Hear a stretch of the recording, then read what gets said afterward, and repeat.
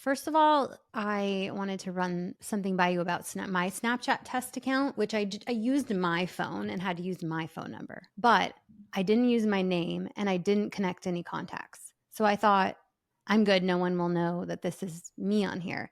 But then my friend showed me her phone and it was suggesting my account with my actual name, even though I didn't put my name or tell them my name associated with this account. Or Like, give them permission or to. give them permission to connect contacts, although she must have given them permission to connect her contacts. But But then how do they know how do they know what my that name you're? is? Yeah. Well, so also keep in mind they collect device ID. So a device Okay. ID is like a fingerprint, and every device has its own device ID. So Okay. every time you log on, they've got your device ID info. And if that device ID, and let's say other people are collecting your device ID too, and look, it's speculation. They don't tell people, I know. I'm right? so confused by There's this. no transparency. But needless to say, what that little test sort of showed is you can say, don't get in my contacts, Yeah. and you can use fake information, and they know who you are.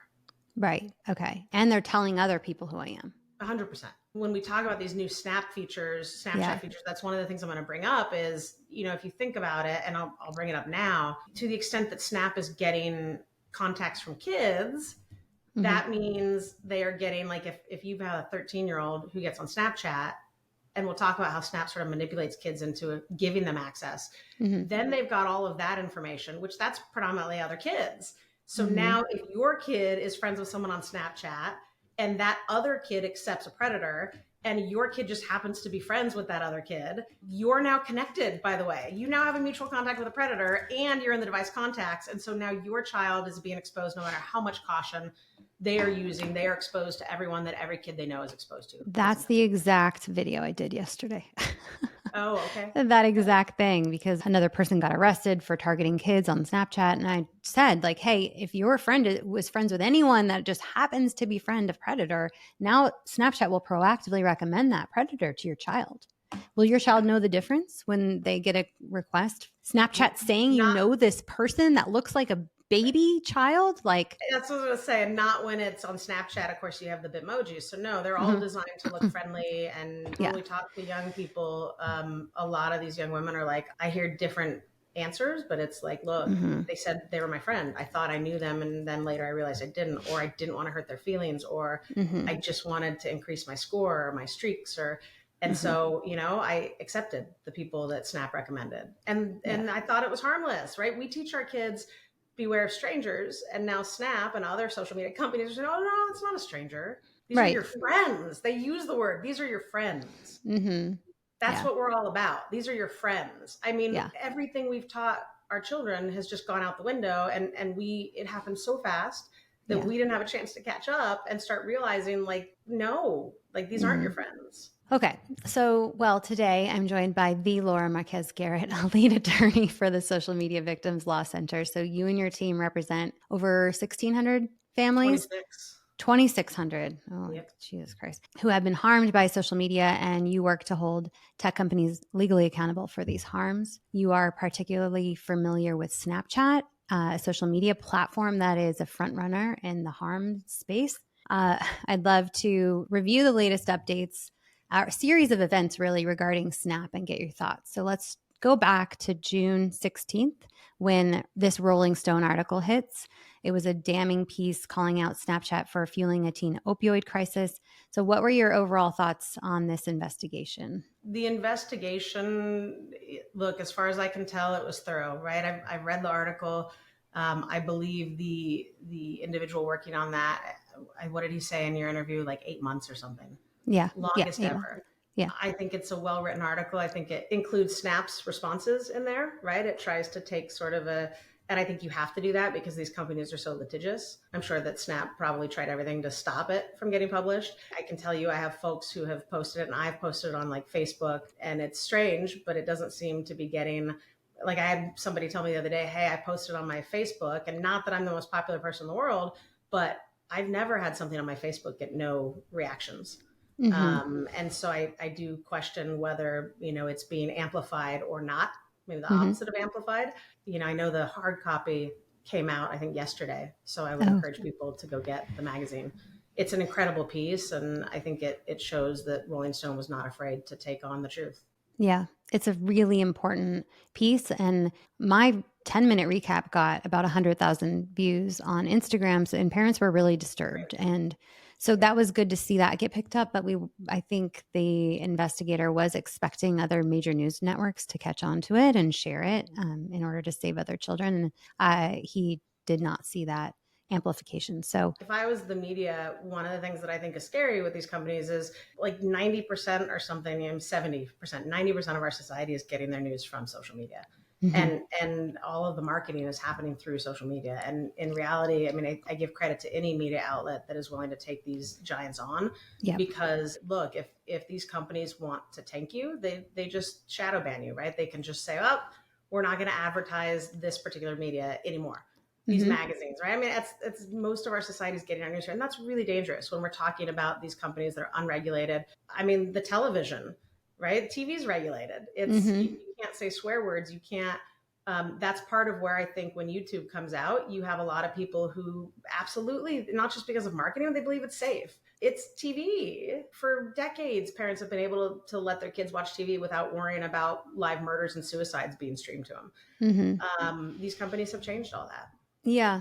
Well, they'll amplify like misinformation or disinformation, but not this deep investigation with all of these sources. The story whatever that's gets really engagement, right? Yeah. They amplify whatever will get engagement, and they have those thousands of data points we were just talking about that helps them determine what that is.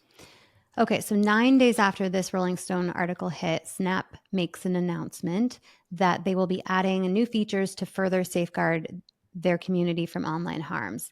So first, just your general thoughts on this move by Snap. Is it a reaction to bad press, or are they being proactive in protecting our children? It's not just Snap. So let me say it's not. Look, Meta has done this in the last, since late 2021. So late 2021, you have a whistleblower who comes forward with all these documents that gives us sort of the first glimpse into what these companies are doing and what they know.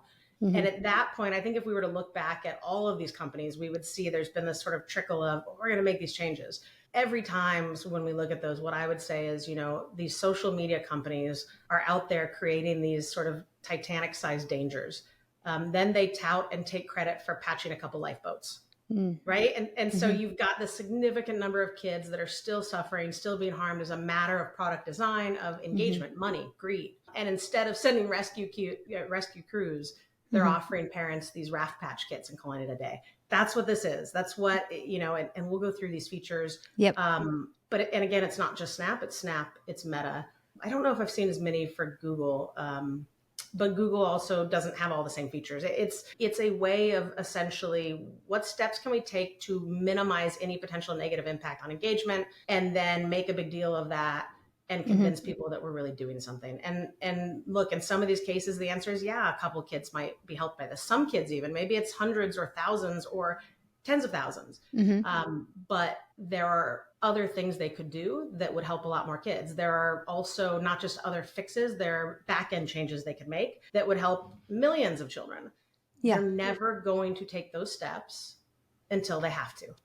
Because anything that protects kids, like really substantially like that, design changes, real safeguards that are genuinely meant to stop these harms in the first place, those often come at the cost, if not always, come at the cost of money for these companies. Yeah, engagement and ad dollars. So let's review these 4 main updates. And then I saw that yesterday they announced a few more updates, not related to safety, but I wanted to run a couple by you and see what your thoughts were. I did not see the ones yesterday. And before we go to the 4 main updates, can we even start before the updates and talk about sort of their intro into it, right? So so the entire update reads as if we already do so much to protect your kids, but we've done you a favor and we added this, this, and this. That's the entire vibe. Yep. Right? It always is, right? So what they say is, these expanded features build on our ongoing work to make it difficult for strangers to contact people on Snapchat. For example, we don't allow anyone to be messaged by someone they haven't already added as a friend or have in their phone contacts. So I want to talk about that for a minute, because that will give us, I think, the framework to look at the rest of the changes. And these are things that I think many parents don't know about. It's not something these companies disclose.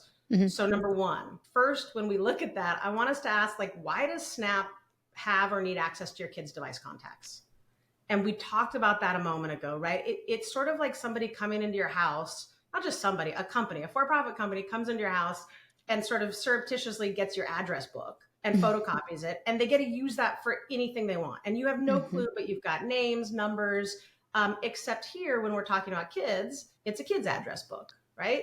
So the names and numbers that Snap is getting, the information often is going to be about other kids. So that's piece one. Like, why are they getting this from kids? Why do they need it? Because they're getting info for other children. Wow. But two, we need to ask ourselves, and this is what I think 99% of users, parents and others don't realize, how are they getting the access? So I actually sent you a video, and you may want to show some of those later, sort of patch them in. But we opened some test accounts last year. And when you watch those videos, what's so fascinating are the dark patterns and the outright harassment that Snap uses. And now dark pattern refers to like an interface design, a feature placement, some decision that these companies have made that is intended to manipulate users into making choices they might not otherwise make. So they make it harder for you to say no and so much easier to say yes. But they're doing this to kids. In those images, what you'll see, we open an account as a 16-year-old girl.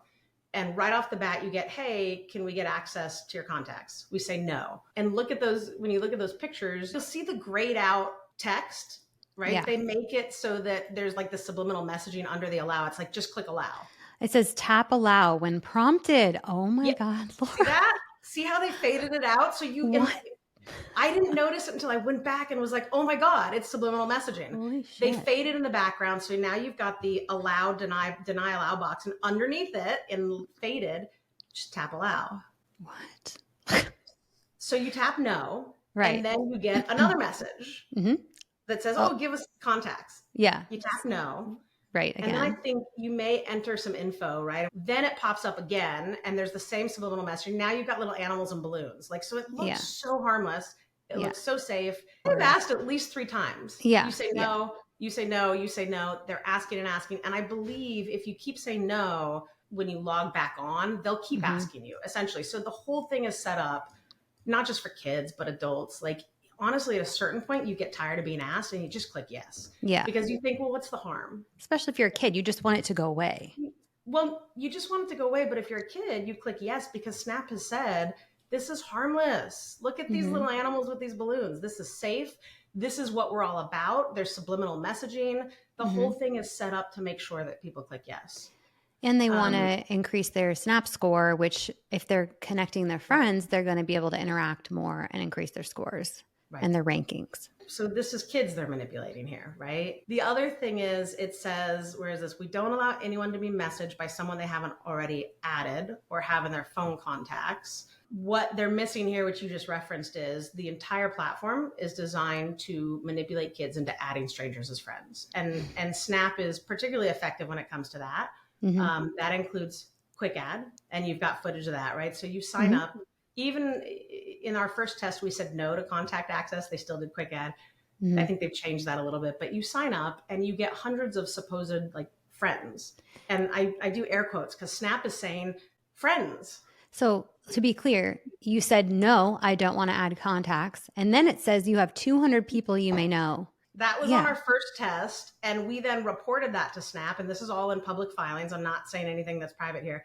We reported it and then we retested like a week or 2 later and it worked differently. Now, if you said no to contacts, it didn't give you quick add. So we tried a third test where we had a phone with no contacts in it. We said yes to contacts, even though there were no contacts in our phone and no Snap friends, and we got quick add again.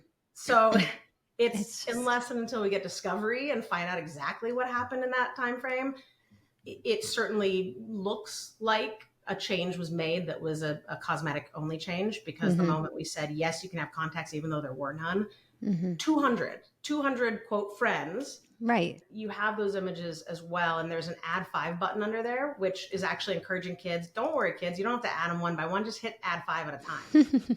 I don't think that button's there anymore because we called them out on it. Right. But they're also, before add 5, there was an add all button. I don't know when that stopped. There used to be an add all button. Where you push the add all button and it adds the whole. That's crazy. Snap is set up like a game. They have all these gamification things that not every app has, though. Now TikTok's looking at streaks, I read the other day. This is really dangerous. Like, parents, please speak out against this. This is really dangerous because what they're doing is they're creating these incentives for kids to connect with strangers. and to use these apps obsessively. And they're very effective, particularly on children. Score. The score is a publicly visible, here is your Snap score. It is a sign of prestige, of popularity. You want your score to get high. Kids tell me all the time, look, I added whoever Snap told me to add. One, because I didn't think they were dangerous. It's Snap. It's cartoons. Two, because I wanted to be popular, right? Streaks. We have a child who actually died by suicide after his parents took his phone, and he said, you made me lose my streaks. Oh my God. And if you look on the internet, there are reports from the UK, I believe, back to like 2018 even, where officials in the UK were saying to Snap, look, these are really addictive for kids. These are not like, please consider getting rid of these. And it didn't. I actually read recently, and I think this is right, that now you can actually pay Snap to get your streaks back, I think. It's like 99 cents, right? But this is insane. Of course. And honestly, it's better than kids dying by suicide or hurting themselves. But this is the loop that we're in. Trophies and charms. Right. There used to be, I think they've moved to charms, but trophies, like if you were snapping at 3 a.m. or something, you could get a trophy. So kids were basically doing everything they could to get trophies because they didn't know what would get them a trophy. The other one I'm going to mention, and then that's it on the gamification, is the Snap Map. The map is giving locations, and Snap may say, oh, only your friends can see it. Well, you've just incentivized these kids to add 200 strangers. And if you look at the video I sent you, we self-identified as a 16-year-old girl. And when you go through that quick ad, right out the gate, as a self-identified 16-year-old girl, the recommendation Snap is making, and we have to ask ourselves why. We don't know the formula, but it's really crazy because there's an awful lot of users with sex emojis. There's pill emojis, right? Suggesting they might be plugs, which is a name for a drug dealer. Yep. Like, what is going on that a self-identified 16-year-old is getting, and with an add 5 button, by the way. So who knows what line of the ad is getting recommended, just blatant predators. When we added the first, however many quick ads, within 2 or 3 10, 15-minute sessions, we were in a sex pic trading rabbit hole. 16-year-old girl. At one point after the second or third, we go to check, and virtually like most of their quick ads are people that are blatantly looking for sex pics. To buy or trade sex nude photos. And this is an app for kids. Right. Well, it's marketed. It actually was an app. I think this might even be in the Rolling Stone article, right? It actually was an app for sexting and other things, potentially illegal, I would say. It was an app for basically, if you don't want to get caught, here's your app. Yeah. And then when they launched this thing, they realized that based on the times of use, that it's appealing to high school kids the most. Right. And so they just completely flip it. They ditch the advertising that's like, hey, you can send your boyfriend sexy pics and don't. Yeah, it was like peaks and not keeps. And then they say, well, we'll just market it for kids. And then you get the cartoons, the Bitmojis. It's insane. It's insane that we've gotten this far. So let me read the 4 main updates from a couple weeks ago. So first is in-app warnings. So teens will now see a warning message if they receive a chat from someone who has been blocked or reported by others, or is from a region where the teens network isn't typically located. Thoughts on this update? So one is, Snap says we don't have public profiles for kids, right? We're different from other platforms. So I guess the first question I have is, how is someone who is not on your child's friend list or in their contacts finding them in the first place? Side note, you could see the picture of the update. It's teeny tiny little gray chat, right? So I know. You have this big screen with this teeny tiny little, hey, and they're saying it's led to more than 12 million blocks. I'd be curious, is that total blocks, or is that the difference between blocks before and after? Keeping in mind, Snap's been popular since 2013. Why did it take them 11 years to create something this small of a safeguard? So now it's saying we're going to expand these to incorporate new advanced signals. You now get a warning if you receive a chat from someone who's been blocked or reported, or is from a region where the network typically isn't located. I guess it's not clear, right? Are these people on their friend list?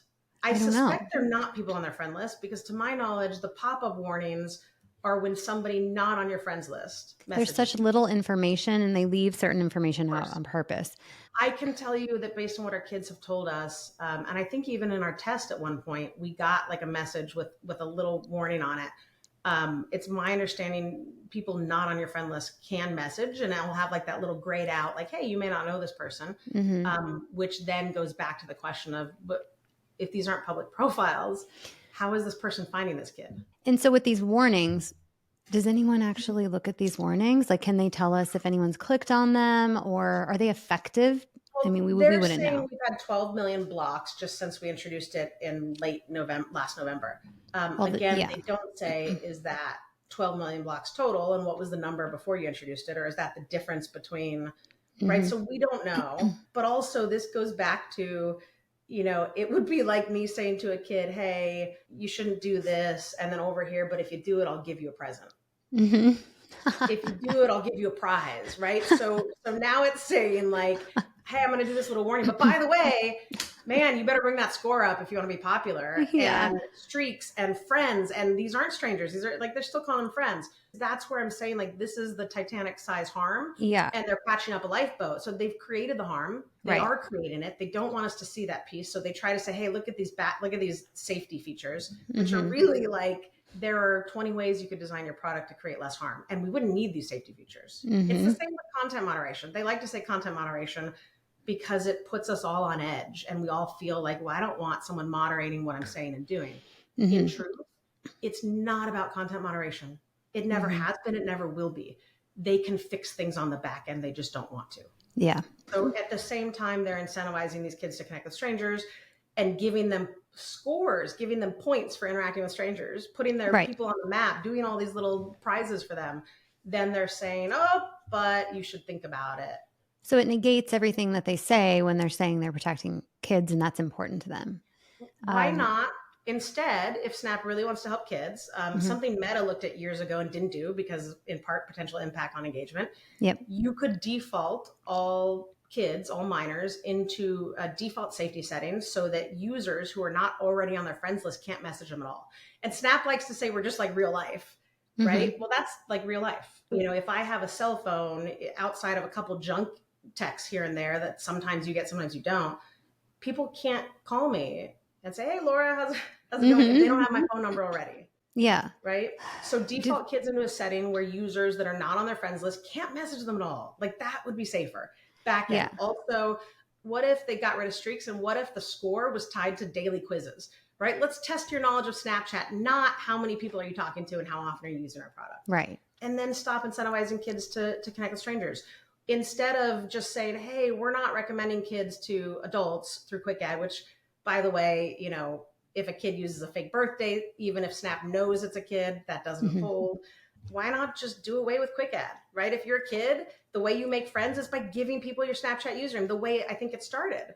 Yeah. The way it was sort of intended when it started of, you have to give someone your username. Because they say they want to like enhance real friend relationships or reinforce real friend relationships, but then they're recommending people that aren't real friends. Right. So, and not just aren't real friends that are, look at that first Quick Add roll through on the video, right? It's predators. Yeah. Not just are they not real friends, but this is a self-identified minor. And you've connected people that through their, like that person has no contacts on their phone, no friends on Snapchat. And when we add the first, however, 10 or 15, the phone gets blown up with videos of people masturbate. And literally the phone gets blown up. The test user is like, oh my God, I'm now being bombarded nonstop by adult males who think I'm a minor girl. And they're sending me stuff in a way that I can't even stop it from coming in. I've had kids say, look, I was 12 and the way Snap is set up, when you went to open it, it's like all of a sudden I've got someone's penis in huge on my phone. I didn't want to see that. I was a kid. I'd never seen that before. And Snap's design didn't even give me the ability to filter it out. Right. Okay. So the next update is about enhancing friend protections. And this one's interesting. So they prevent delivery of a friend request when the teen sends or receives a friend request from someone they don't have mutual friends with. Will prevent delivery of a friend request altogether, which I have to, we'll prevent. Do you believe them when they say things like this? Notice the very qualified language, right? So what is a friend request? It doesn't say we won't do Quick Add. Quick Add. Oh. It's not saying that. It's not saying we will never send a Quick Add recommendation for someone you don't have mutual friends with. It doesn't say that, right? So what is a friend request? That's a weird term. Like how is Snap defining that term? I'm not entirely Yeah. clear what that is. It might be a random stranger that tries to friend request you. They say nothing about quick add. They're also Okay. saying someone they don't have mutual friends list. Now remember, if I am a kid, they have my device contacts, which means, it all works together. So they're making these quick add recommendations. Kids are adding. They also have mutual contacts and device information. So Mm-hmm. once as a dealer or a predator, if I Mm-hmm. can get a couple of kids to accept me, boom, the world's open, right? So number one, Yeah. mutual friends means nothing when Snap is pushing complete strangers at these kids. Yeah. It also says, and the person has a history of accessing Snapchat and locations often associated with scamming. Are they talking about Nigeria, like sextortion I think cases? so. I think Yeah. so. I think they're basically sort of shadow banning entire regions, which frankly seems a little bit, look, I mean, it's making a lot of assumptions, right? Yeah. About these regions. I don't know how that will play out in reality. I guess instead, what I would say, so one is, right, does this prevent messages with the little warnings, or is this just friend requests? And what does that mean? Does it apply Mm-hmm. to quick add? The whole is, if I get to a few kids, I get to a bunch.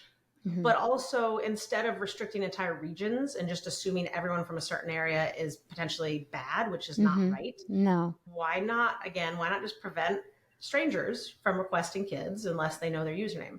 Why Mm-hmm. not just shut down scammer accounts, right? If Snap fixed its reporting mechanisms and made those effective, then when these accounts get reported, Snap could actually just enforce its terms of use and shut them down.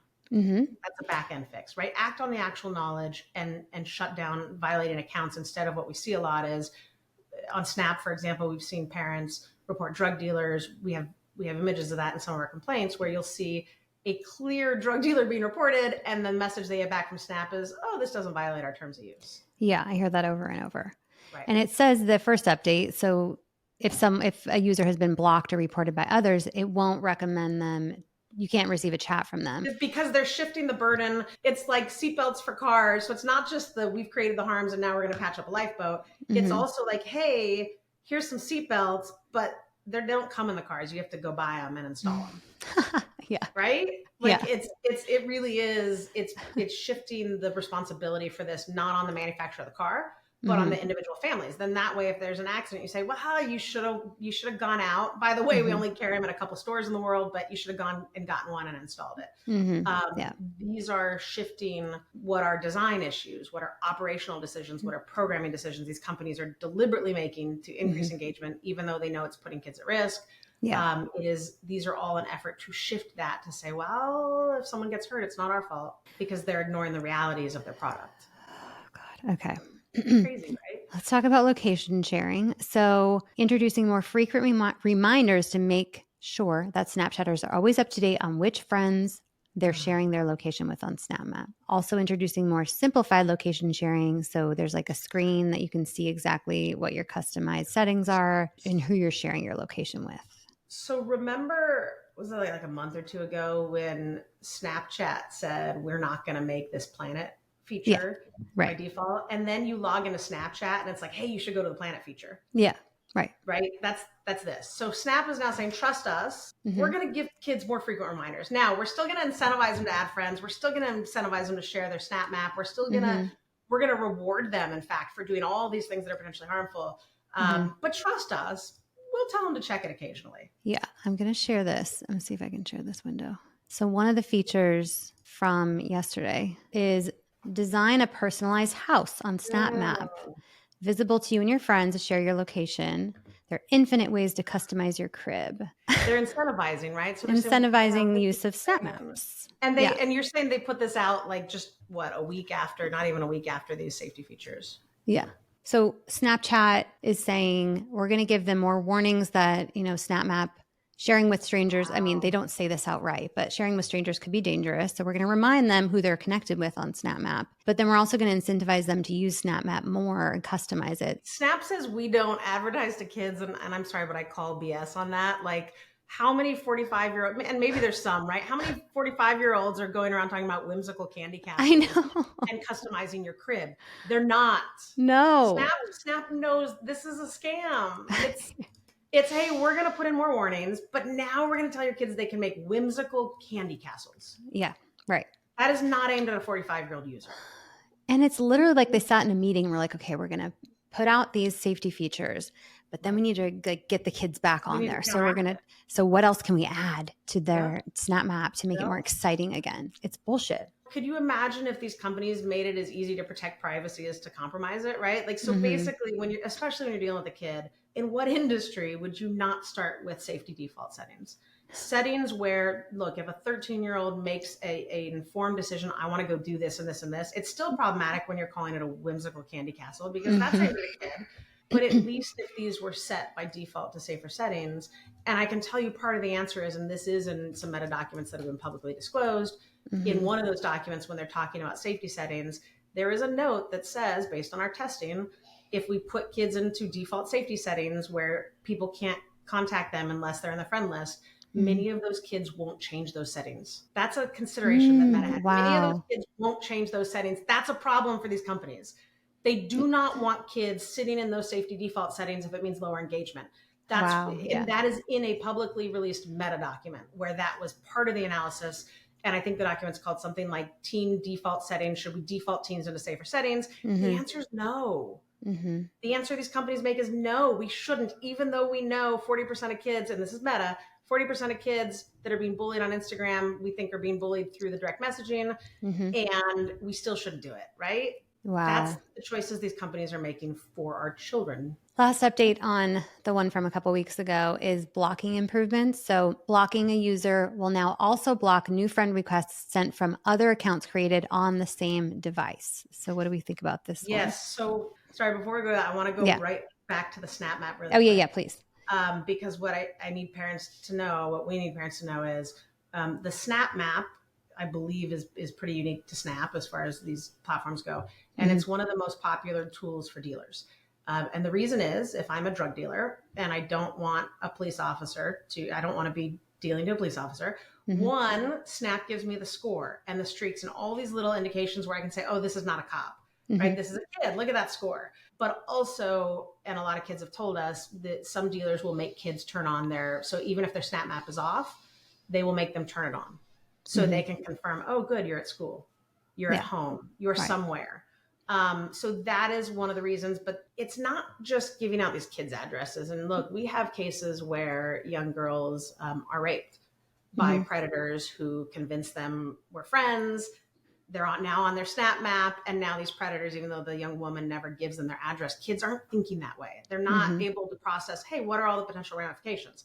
I have another one where we have a survivor of domestic violence where some bullies basically went after her child and they attacked the house, right? This is a parent who knows not to give her address out. This is a 12-year-old child who has no way to appreciate the risks of a feature that's being marketed as, being able to see your friends on a social map. So there are many instances where the Snap Map feature is directly contributing to somebody getting someone's address when they don't want them to, or they wouldn't want them to, because kids aren't understanding. It's just, hey, I can see my friends on a map. Yeah. In fact, complete strangers, predators that Snap is recommending to you can now find you. I bet most parents don't even know the Snap Map exists. Nope. They don't. And they certainly don't know that strangers can find your child's location. They also don't typically know about the My Eyes Only, which is an encrypted data vault, which typically, like, you would see it if you saw it outside of a kid's app. You'd be like, hey, what is this on my kid's phone? Why do you need an encrypted data vault? It's buried within Snap. Okay, so blocking requests, and what they're saying is if you block a user, you will also now block new friend requests sent from other accounts created on the same device. Yeah. So first off, if you block, and this gets to I just realized this actually, it says friend request. I was thinking messages. If you block a user, why just friend requests, right? Why not messages? Because if a bully is going to message you, now maybe Snap will say, oh, it is both. We meant both, right? So first, I hope it's both. If they meant both, they would have said both, don't you think? This is very carefully crafted. Let's assume it's not, though, right? So first, let's say if it's not friend requests and messages, it sure should be. Yeah. Because the issue that we see over and over with kids that are being bullied or predators that have started coming after them is that's one of the issues they have, is they're already harmfully dependent on these platforms, right? They feel like they can't stop using them. They get anxious, depressed, suicidal when you take it away, etc. And because of that, it means that when they're being bullied, they will block someone, and then that person will just use a different account to start harassing them. they can't get away because they can't stop using. If these platforms were to implement this for friend requests and messages, I think it's a step. It's a little step. Here we don't know if it's friend requests, right? So look, this is a small but actual step. If it's friend requests and messages, if it's just friend requests, but that's not the point. Then these people can still harass these kids by messages. So it's got to be messages too. If it's just, you would hope. I don't know. We should test it, right? And so again, this is something that every platform should be doing for messages and requests. The other takeaway, I guess I would say on this though is, let's talk about where's the language they use. It's device ID. So they're saying we block new friend requests sent from other accounts created on the same device. I'm so happy they said this out loud, because this is what people don't realize. They're collecting device ID.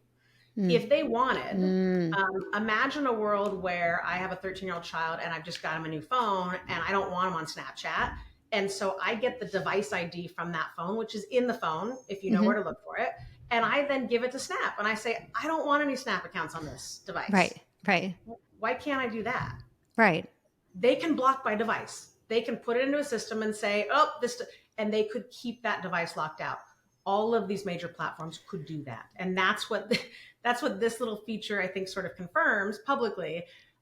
So my question would be, why aren't you giving owners of these devices an opportunity to block by device? The other thing I would say is, let's take this one step further. So when somebody is reported for a legitimate grievance, why, and I don't, maybe Snap will say it's doing it, I don't think it is, block by device, right? If a device is used to commit a serious violation of Snap's terms of use, whether it's exploitation, whether it's drug dealing, Snap claims it has like a zero tolerance rule. Why is Snap not using this ability to say that device is done? Yeah. That is a serious violation. It doesn't matter. I mean, it's this device is done. I'll add one more piece to this. Snap used to, at least, I don't know if it still does in its terms of use, had a one account rule. It said at some point, it may still, you can only have one account. So knowing now, as we do, that Snap can block on a per device basis, how in the world do children end up with 10 Snapchat accounts on a single phone? Maybe you don't cap at one device. How about you cap the number of Snapchat accounts a particular person can have at 3 per device?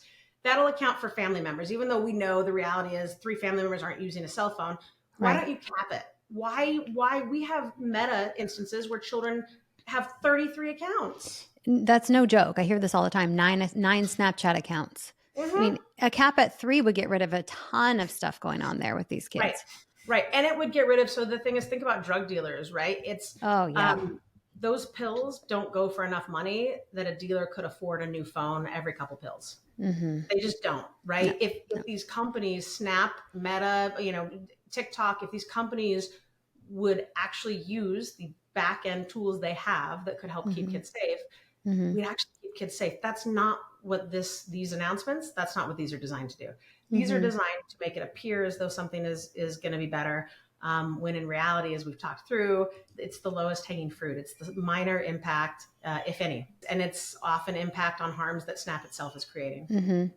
And Snap knows it. I mean, they're smart people at Snap. Oh yeah. To get this far from a sexting app, so they state that these updates will reinforce the real friend relationships on Snapchat and make it more difficult for strangers to contact teens on the platform. Do you agree that this has been accomplished with these updates? No, they're not making it more difficult for anything. They're just putting up a little small print. Hey kids, even though we're going to give you rewards and prizes if you add 200 random strangers, just think twice before you add these friends, right? The whole messaging, the whole design, the whole setup, it's absolutely absurd that we're accepting this from a company. Now, what's crazy, right, is that it's possible this is more than other platforms have done. I don't know, but it's not a lot. It's not going to be effective. Okay. And they know it. We're talking about kids. We're talking about a platform that incentivizes them to add as many strangers and friends as possible. So whimsical candy castle of death.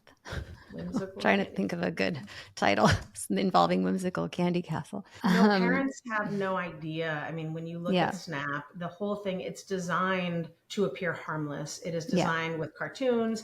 It is those goofy filters. And over parents say, look, I looked at Snap. I got an account. I tried to check it out. It looked harmless. I was showing a parent a couple weeks ago, because she had allowed one of her children to have a Snap account. And I said, oh, have you checked the feed? And I swipe and she's like, whoa, what is that? What are you talking about? Because really, when she tested it, it was just a camera. And it's supposed to make people think it's just a camera. So there are Mm-hmm. parents out there whose kids have Snap, and literally they believe, based on the marketing, the Yeah. packaging, and the way it opens in the interface, and the way you have to know which way to swipe. It doesn't give you the options. You have to Mm-hmm. know.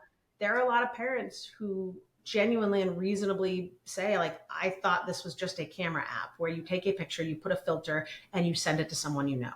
That's what you're supposed to think. Okay, so let me show you one or two more of these announcements that they put out yesterday.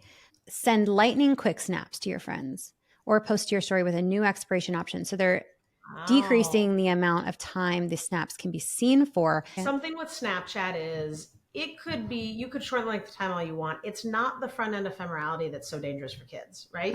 Front end ephemerality is fine. And it would still do the same thing for kids. It would still have the same effect of, ooh, this is exciting. But it's the back end process that's the problem. So it's the fact that, and look, we don't even know for certain, but our understanding, or what Snap has sort of led people to believe, is that it's not preserving any of this evidence on the back end. I mean, they've been telling law enforcement that for years, right? They can't answer subpoenas because all the snaps are gone after a certain point, like 24 hours.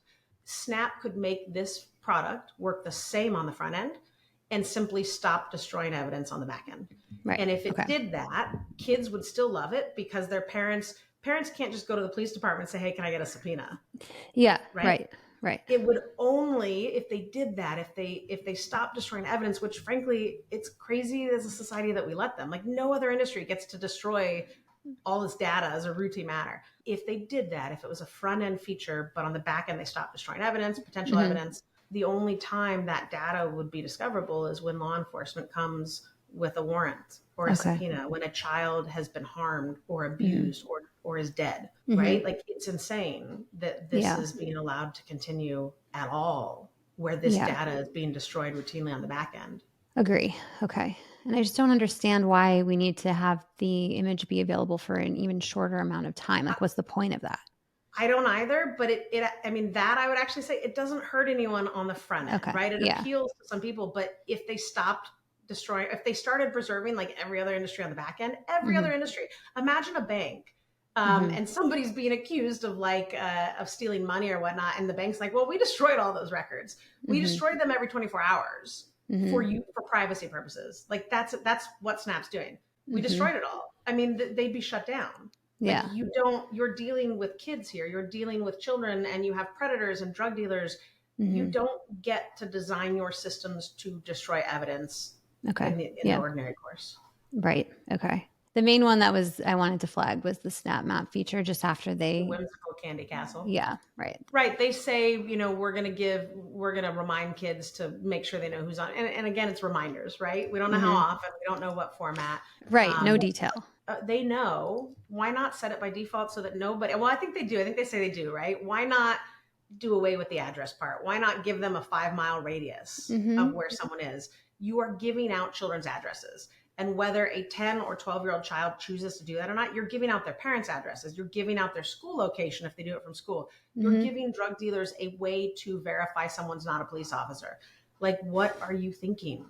It's not a communication tool, by the way. We all talk about sort of Section 230 and this is not a communication tool. Like, telling someone where you live, it is a product feature. It is Snap making decisions to engage people. And kids are getting hurt. What do parents need to do? How can we protect our kids from harmful sites like this that are exploiting our kids? Can't. We can't. We have to stop. We have to stop them, right? We have to we have to hold them accountable. And whether that's in court or in Congress or wherever, right? The Kids Online Safety Act would help with a lot of this. If you have a kid, if you care about a kid, it's your business. We need people to stand up. We need numbers because these companies are so big and so wealthy and so influential and so powerful, and they control they control what people are seeing. We need enough people to get pissed off and just say enough. Pass the Kids Online Safety Act. It's got 70 supporters in the Senate. Why has this not been brought up for a vote? What's happening? How is that possible in our democratic system? How is it possible that a bill with 70 senators who have said, yes, I will vote in support of this, can't even get on the floor for a vote? This is insane. What's going on there? It's Schumer, right? That's sitting on it. I don't know. It's someone. it's someone or someone's, Mm-hmm. and I think the American public is entitled to know who, what, when, why. Mm-hmm. These are kids, and these are companies that are spending millions in lobbying Mm-hmm. and other. I mean, I think Josh Hawley said it. I think he was right where he said, "Hey, every penny these companies have given, like people should have to disclose that and give it back." Like let's ask how many of each of these individual aides, how many of these people are going to big tech, how many people have left our government, not outside of Congress, and Mm-hmm. have gone to big tech. They are hiring everyone they can, Mm-hmm. and kids are dying in the meantime. Yeah. So parents can go to senate.gov and house.gov and contact your representatives, ask them to pass KOSA, tell them you're not okay with kids getting harmed on Snapchat and all these other platforms, and we need protections because it's not fair. And parents are put in a really hard position. We're lucky our kids are young and not Yeah, maybe asking for it quite yet, but we'll get that's why we're there. doing this, right? I know. That's why we're We're doing on the this. clock. Seriously, man, the time is ticking down. And Yeah. look, anyone who's got kids over 8, like it's hard because you can lock down, you can get rid of your Wi-Fi, you can get, a Gab phone or other device, you can do all these things. Mm-hmm. But we work with families who did all these things. Right. And then guess what? Google gave their school a Chromebook Mm-hmm. that was defective, didn't have protections on it. Mm-hmm. And it turns out their kid was getting sexually abused at school in class on a Chromebook. Yeah. Or they're using their friend's device and set up an Yeah. account there. There's so Or they many got a ways. $50 gift card. A $50 gift card going to Target. You can get a phone, a calling card. We have kids 100% who are like, well, I got a gift card for my birthday. My parents weren't tracking it. I went to Target, all Mm-hmm. set up, ready to go. And what's crazy is we talked about device ID. I mean, we've got cases where now that we're starting to see data, like you've got kids who open 7 accounts. And Mm-hmm. each time they open an account, they put the day, the month, and the day the account was open as their birthday. So let's say you got 7 accounts on a single device. Yeah. And every one of those accounts, except one, their real birthday, right, Yeah. is set up to reflect that apparently this person using 7 people using the same device are opening an account every day on the birthday. It's so And we have a kid who put like 95 years old as her age. So she's using this app as a 102-year-old. And that doesn't raise any red flags when she's I also know. using the app as a 13-year-old. Okay. Right? It's So, insane. clear They that. don't care. Nikki, they don't care. No. They don't care. They have proven that to us every possible way. They have the data. They have the knowledge. They don't care. So we have to do something We about it have because to they're do not something. gonna. Yeah. And thank you for everything that you do to protect our kids and push and push and push every day. So, parents, I hope you listened closely. I hope you'll rethink Snapchat as a communications tool for your child and reach out to your representatives, share this video, and let's fight back because it's not Yes. fair and it's not cool.